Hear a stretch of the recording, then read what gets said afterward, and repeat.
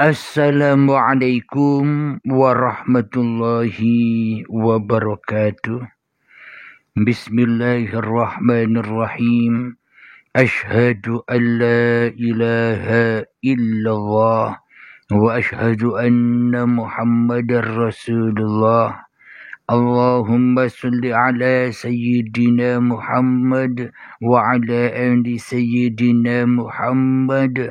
Rabbi shrah li sadri wa yassir li amri wahlul 'uqdatam min lisani yafqahu qawli. Amin.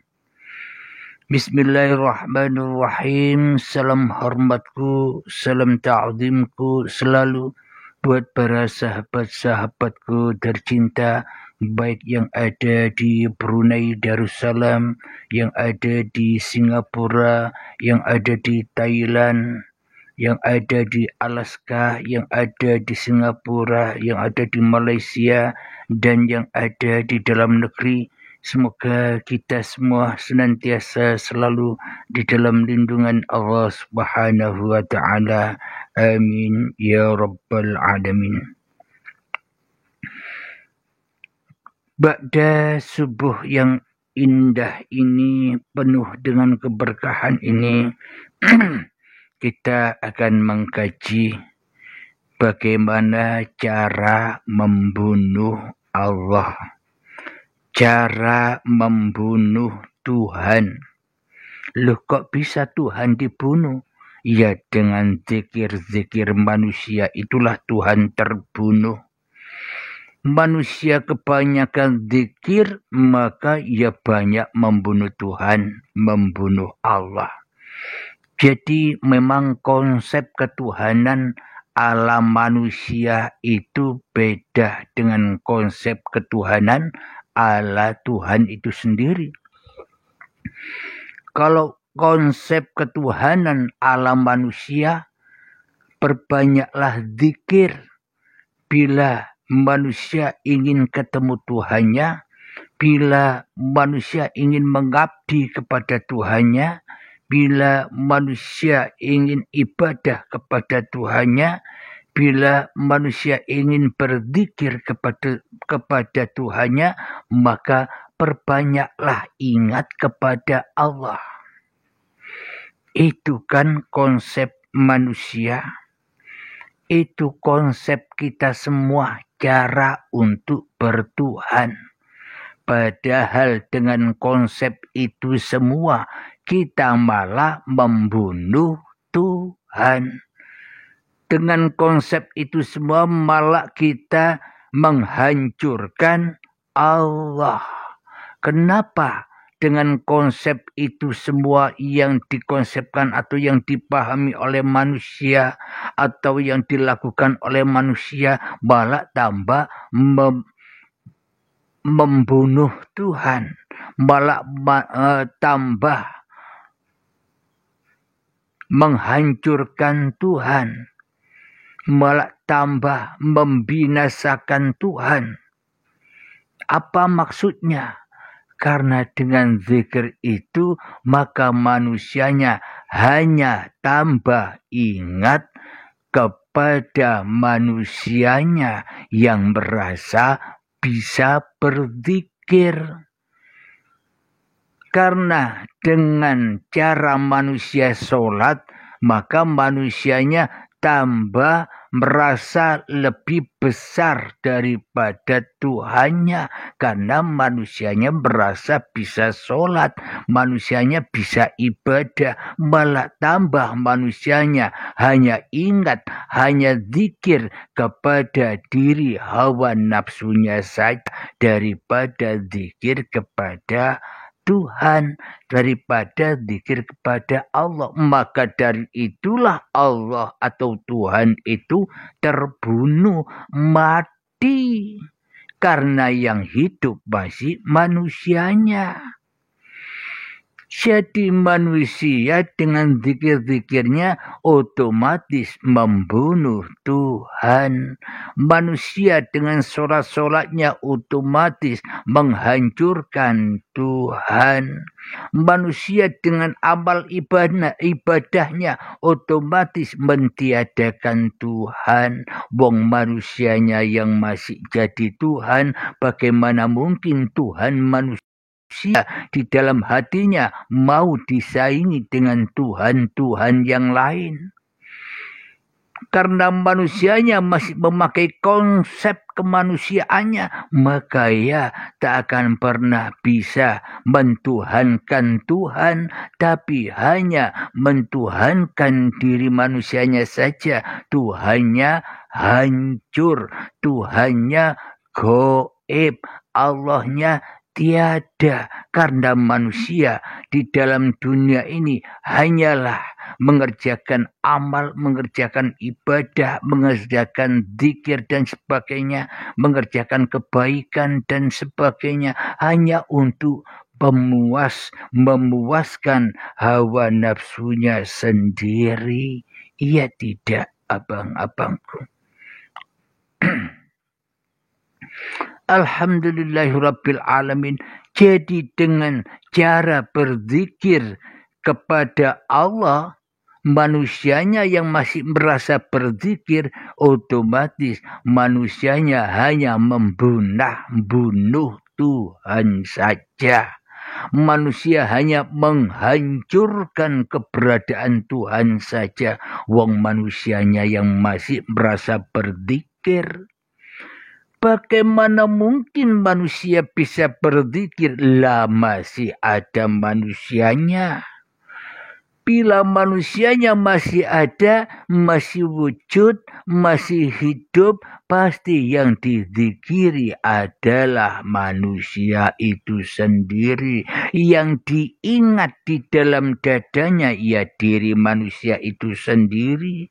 Bagaimana mungkin manusia bisa bertemu Allah, bertemu Tuhan yang gaib, bertemu Allah, bertemu Tuhan yang tiada, karena manusianya masih jadi Tuhan yang merasa wujud di dalam dadanya dan yang merasa berzikir di dalam dadanya. Tentu yang ditemui hanyalah dirinya sendiri untuk pemuas, untuk makanan minuman hawa nafsunya sendiri, supaya dianggap orang ahli zikir.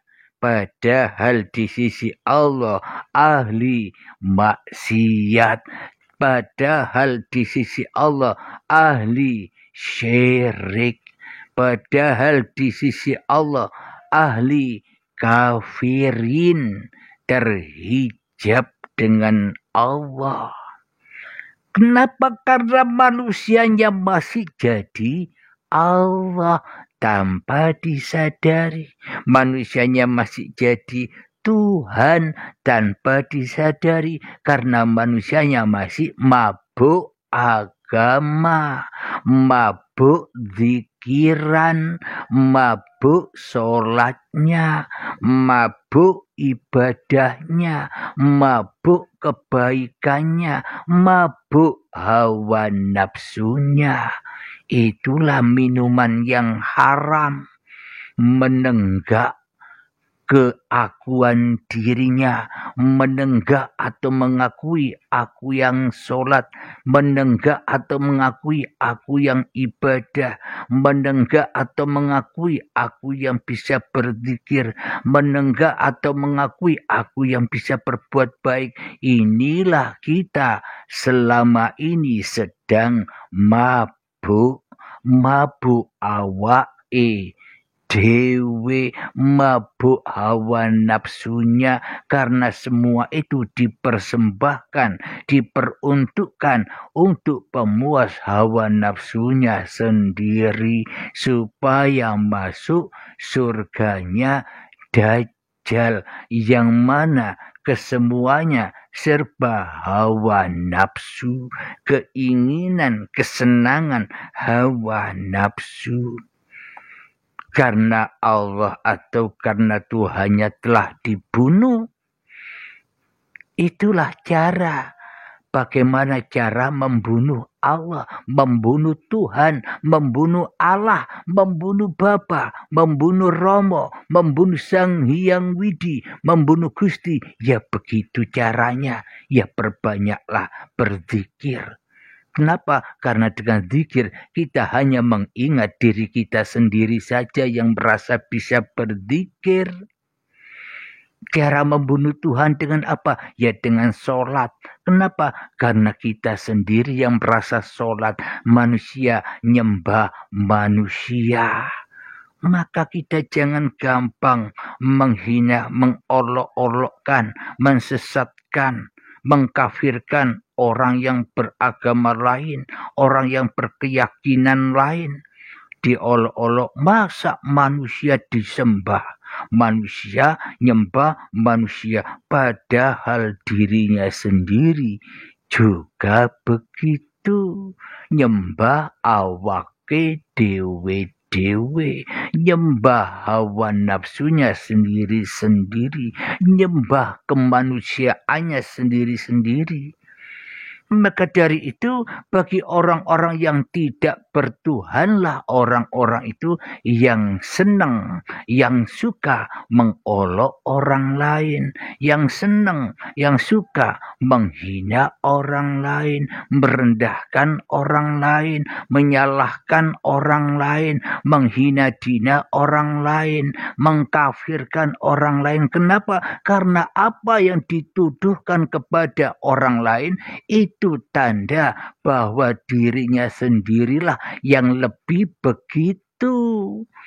Karena dasarnya sumbernya kotor, keluarnya ya kotor. Kalau sumbernya baik, suci, bersih, keluarnya ya suci, keluarnya ya indah. Membuat orang bahagia, keluarnya indah, membuat orang tersentuh, keluarnya ya indah, membuat orang itu bisa bangkit semangatnya di dalam kehidupan ini. Semua tergantung sumberannya.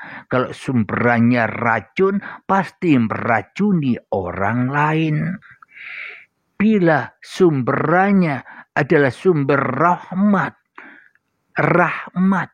maka puncaknya adalah akhlakul karimah, selalu merahmati orang di sekelilingnya, selalu menghormati, selalu menghargai dan sebagainya.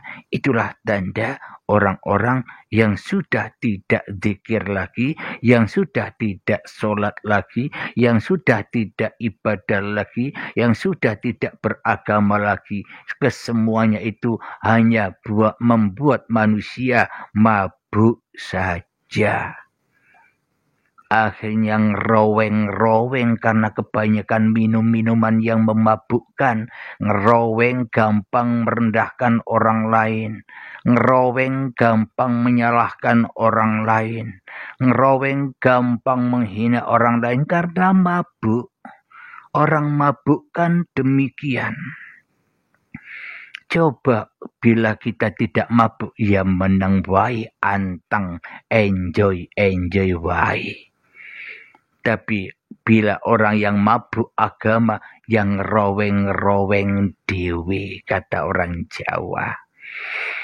Alhamdulillahirabbil alamin. Itulah cara berzikir untuk membunuh Tuhan. Kenapa? Karena manusia tidak rela bila ada penguasa lain selain dirinya. Kenapa? Karena manusia tidak rela ada Tuhan lain yang mentuhani dirinya.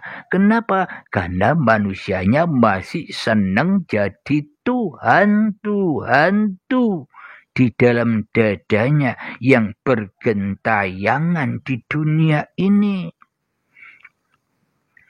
Alhamdulillahirabbil alamin. Semoga bisa dipahami ya. Itulah konsep kemanusiaan di dalam bertuhan, konsep kemanusiaan di dalam menyembah, konsep manusia di dalam mengabdi, padahal tambah jauh persembahannya, karena semuanya dipersembahkan kepada hawa nafsunya. Tambah jauh pengabdiannya, karena manusia hanyalah mengabdi kepada iblis dan setan yang selama ini manusia dijadikan budak-budaknya.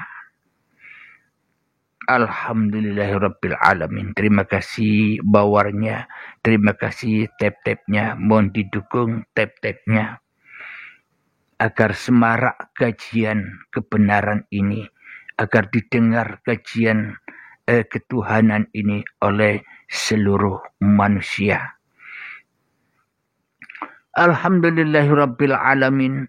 Jadi bagaimana sih caranya untuk berzikir kepada Allah? Jadi bagaimana sih caranya untuk mengenal Allah?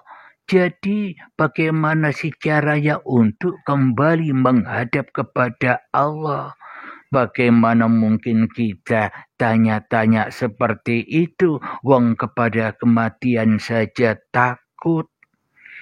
Caranya mung hanya satu, yakni harus mati. Kenapa kok harus mati? Karena mati itu enak.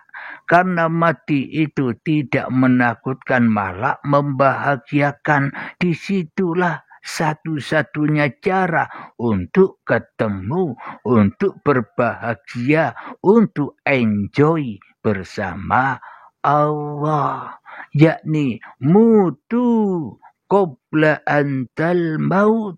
Matikan dirimu sebelum datang kematianmu. Agar apa? Agar kamu tidak takut lagi dengan kematian. Karena yang menakut-nakutimu tentang babakan kematian adalah iblis dan setan. Kita selama ini diprank, dibohong-bohongi oleh iblis dan setan. Jangan kamu mau mati.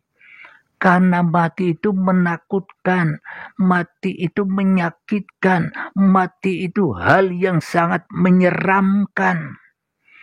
Kenapa? Karena dengan kematian, kata setan, kamu akan ketemu dengan alam kubur, bertemu dengan mungkar nakir, bertemu dengan azab kubur, ketemu dengan alam barzah, ketemu dengan hari kebangkitan, ketemu dengan alam hisab, alam perhitungan, alam pertanggungjawaban, ketemu hari kiamat. Semuanya diserba ditakut-takuti oleh iblis dan setan supaya manusia takut akan kematian.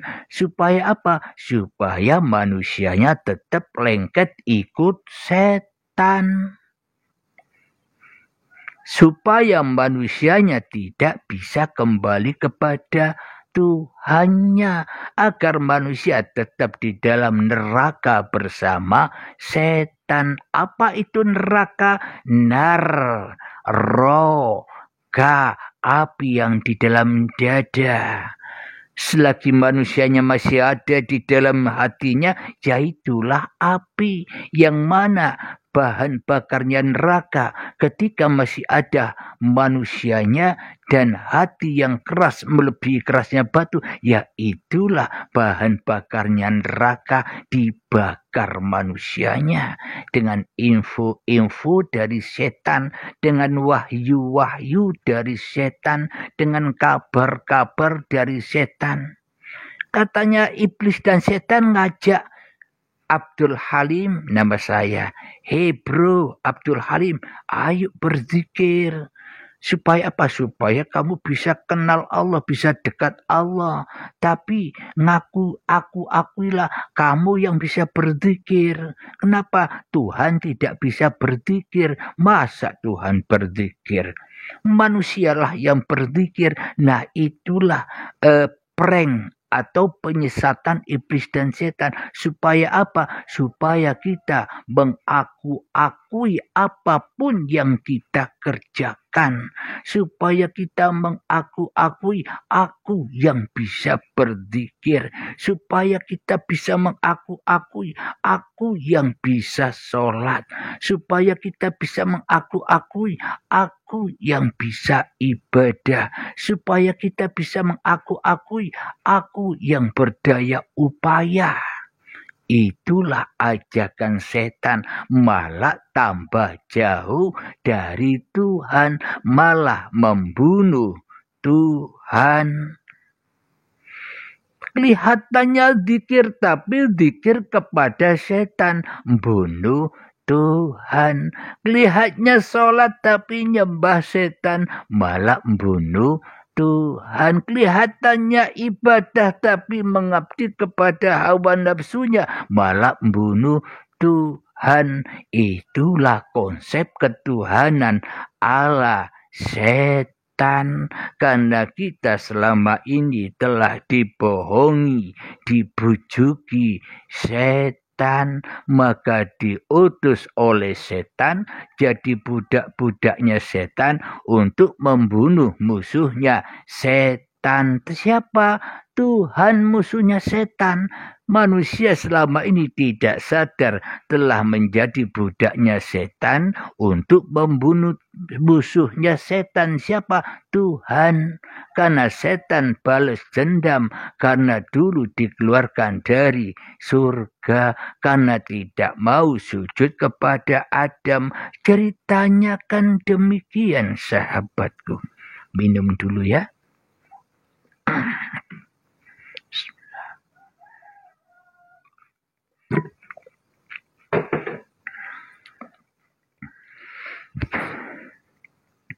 Coba yang di bawah, apa kajian kita seperti ini, cara bunuh Tuhan itu menurut Anda beneran apa sesat menurut Anda? Coba dijawab dulu sebelum kita teruskan. Coba dijawab dulu lewat kolom komentar. Kajian ini sesat apa kebenaran? Mohon jawabannya sebelum kita lanjutkan.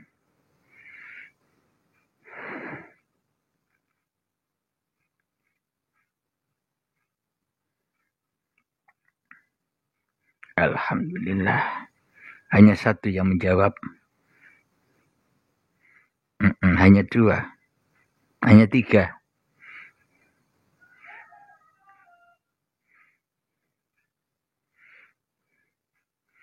Jadi yang menilai atau yang menyatakan kajian ini adalah kajian sesat, yakni setan dan iblis menuduh kajian ini sesat. Masa Allah dibunuh, kata setan? Masa Allah dibinasakan, kata setan? Ini kajian sesat, kata setan. Supaya apa? Supaya manusia tetap buta akan Tuhan. Supaya manusia hanya melek mata satu, jadi dajjal terus. Yang dilihat hanyalah dirinya sendiri. Dajjal terus, di keningnya ada tanda kafarok, kufur. Supaya manusia ingkar terus kepada Tuhannya. Maka kajian seperti ini banyak orang yang menyesatkan, padahal bukan orang yang menyesatkan, tapi iblis dan setan, supaya manusia tidak bisa kembali lagi kepada Tuhannya.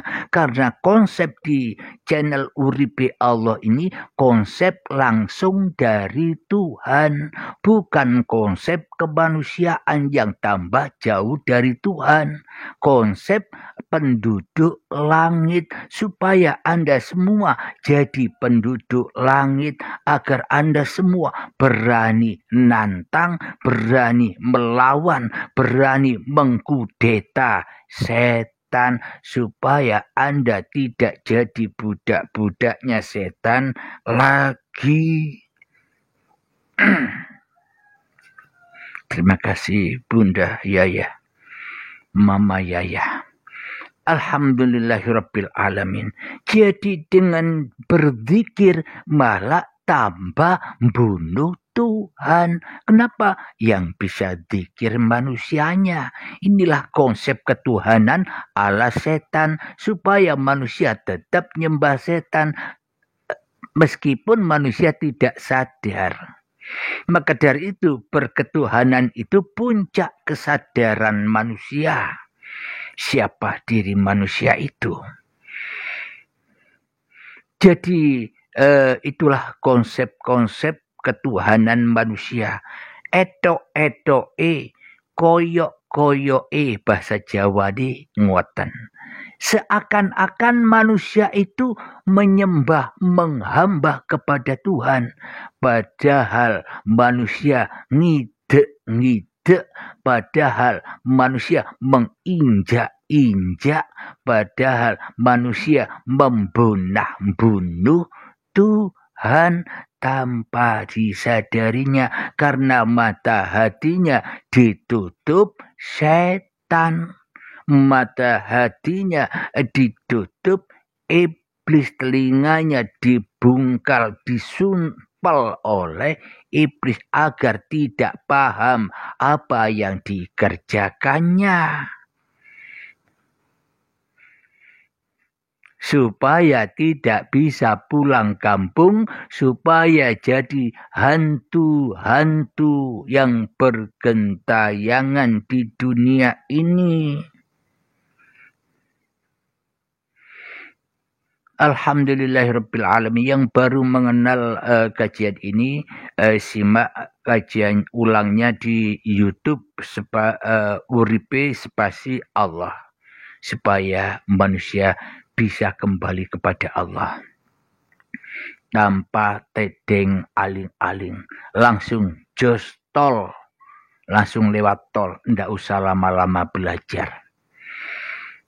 Alhamdulillahirrabbilalamin, karena kita selama ini kebelenggu dengan konsep-konsep, kebelenggu dengan istilah-istilah nama, sehingga membuat hati terpenjara, pening, ngeluh.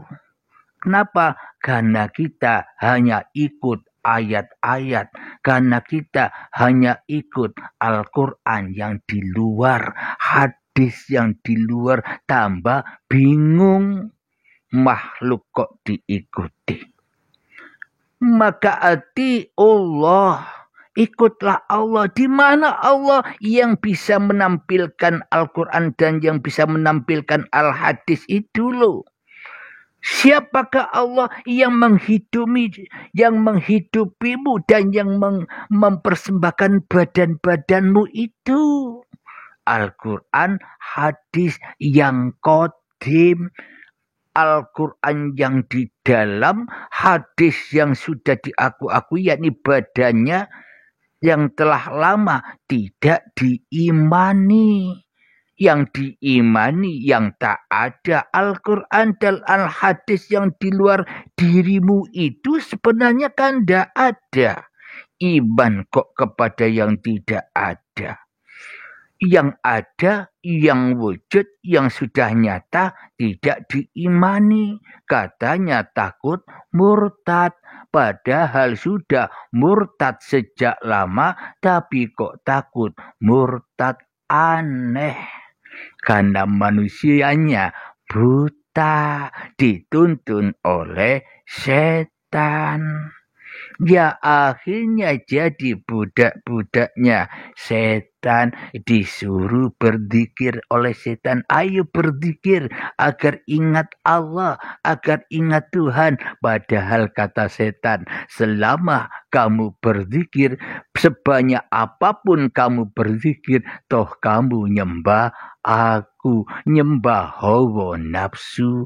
Manusianya yang merasa berzikir, semakin banyak zikirannya, semakin hancur manusianya, semakin binasa, semakin jauh dari Tuhan. Karena manusianya yang jadi Tuhan, ikut setan, tidak mau sujud kepada Adam. Manusia tidak rela bila dikatakan tidak ada. Aku yang ada, Allah gaib. Nah, berarti yang wujud inilah yang sudah ngaku-ngaku jadi Tuhan. Allahnya ndak ada. Bagaimana mungkin manusia mentuhankan Tuhan sementara di dalam dadanya manusianya yang masih jadi Tuhan? Jeruk makan jeruk. Salah konsep.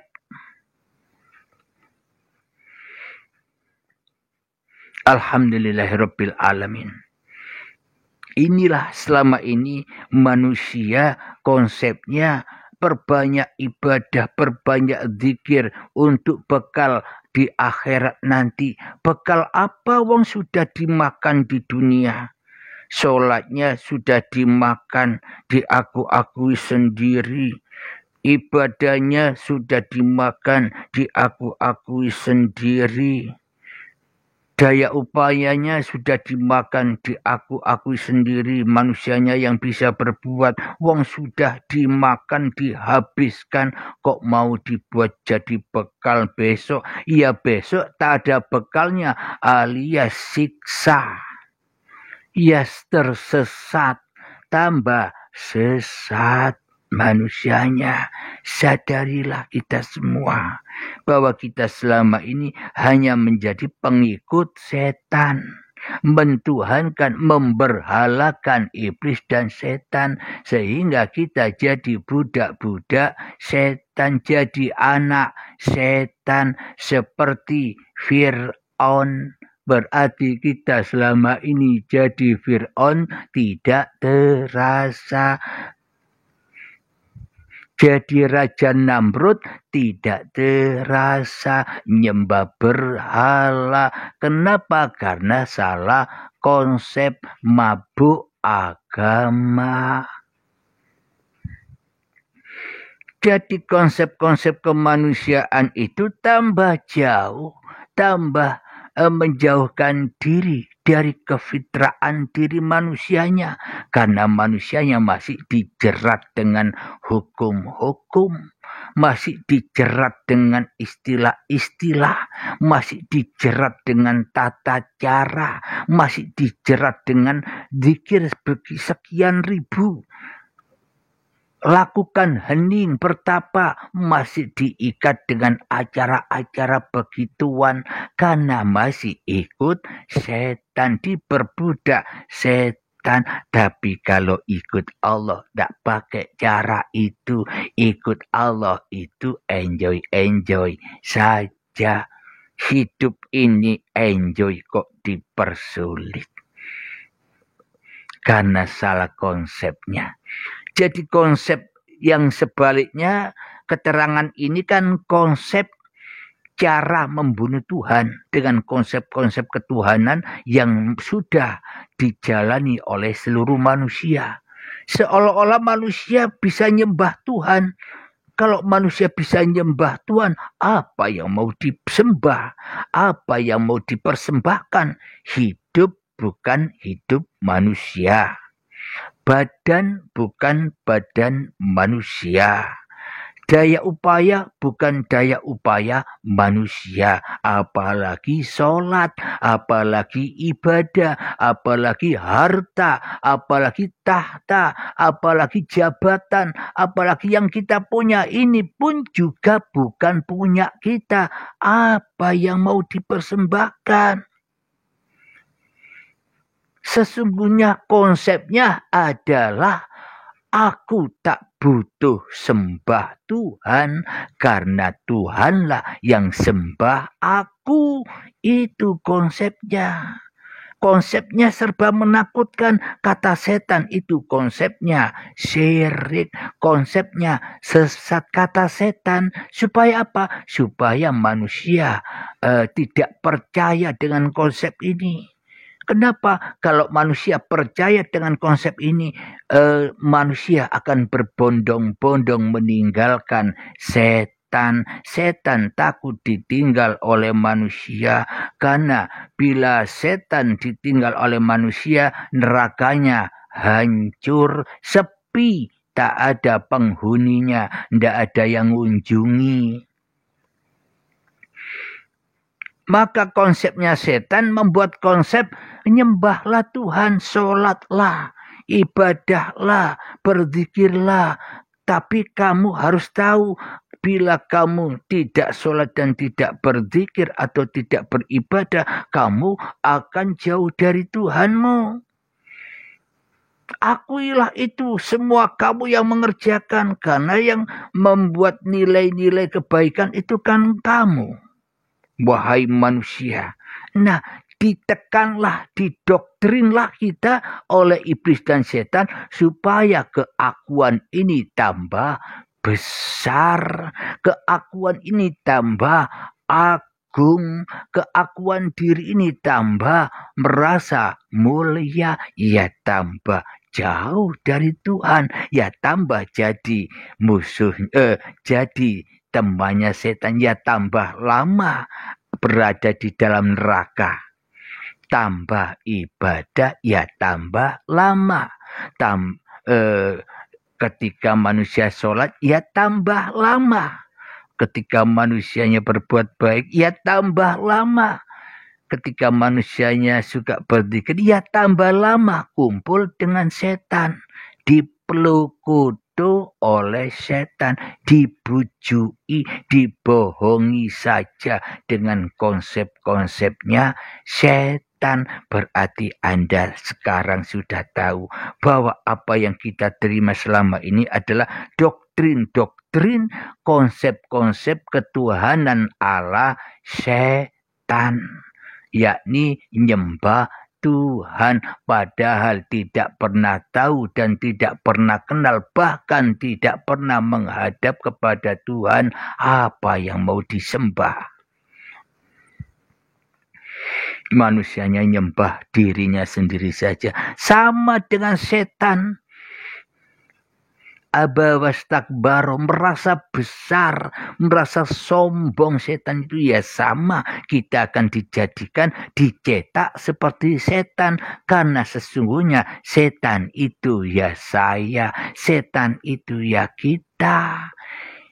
Bismillahirrahmanirrahim. Inna syaitana lakum aduwwum mubin. Sesungguhnya setan itu adalah musuh yang nyata bagimu. Coba cek di dalam dadamu, siapa yang wujud? Bila yang Allah yang wujud, hancur setannya. Tapi bila kita cek hati kita, yang wujud masih diri manusia kita, yaitulah setan aduwwum mubin. Yaitulah setan itu, bro. Bukan yang lain yang di luar diri itu. Bukan yang dibayang-bayangkan setan menurut manusia itu. Sehingga manusia lupa, tidak sadar bahwa dirinya itulah rajanya setan, rajanya kesesatan. Jadi tambah menyesat-nyesatkan manusia. Konsepnya ala setan semua. Tapi kalau konsepnya Allah, ati Allah, ikutlah aku, kata Allah. Wa atiur rasul, maka kamu akan jadi rasul-rasulku, jadi kekasihku, jadi khalifahku. Enjoy saja. Engkau di sisiku, semua akan kucukupi, semua akan kupelihara, semua akan kujaga. Tidak usah minta-minta lagi. Apa yang kamu minta, aku sudah tahu. Kamu itu kaya raya. Enjoy saja ya. Nonton aku, kata Allah. Enjoy, nonton Allah sambil makan popcorn. Ya tidak, abang-abangku. Alhamdulillahirabbil alamin. Suatu saat nanti kita kaji kebalikannya, yakni cara membunuh setan. Ini cara bunuh Allah. Dengan apa? dengan sholat, ibadah, kebaikan manusianya, padahal membunuh Allah saja. Tidak mengabdi kepada Allah, tapi menjadi budak-budaknya setan. Kita dibujukin setan dengan konsep-konsep kemanusiaan itu. Nanti kita lain hari kita kaji kebalikannya. Cara bunuh setan. Sekarang cara bunuh Allah. Kenapa? Karena kita melakukannya, sudah melakukannya. Tapi cara untuk membunuh setan nanti ada pintu bimbingan baiat. Alhamdulillahirrabbilalamin. Semoga saya dan kita semua senantiasa selalu di dalam lindungan Allah subhanahu wa ta'ala. Amin ya rabbal alamin. Sebelum kita adakan tanya jawab sekitar 30 menit sampai pukul 7 nanti, saya akhiri dulu. Assalamualaikum warahmatullahi wabarakatuh.